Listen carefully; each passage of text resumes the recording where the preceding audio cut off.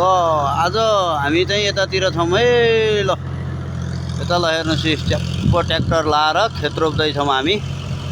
अब हेर्नुहुन्छ मानु रोपेर मुरी उब्जाउने महिना चाहिँ यही परेको रे। त्यो भएर हामी व्यस्त छौँ। यता ट्र्याक्टर कुदिरहेछ। ल हेर्नुहोस् सरर गोरु हाम्रो माले गोरु आइज माले आइज माले माले माले माले गोरु माले माले माले उता त थुनिछु मैले। उता पानी नै यता आउने हो क्या। अब उता पानी नै यता आउँछ। उता थुनिसकेँ। गोर्खालायो सरर भल पानी आयो खेतबारीमा खेत रोप्ने बेलामा।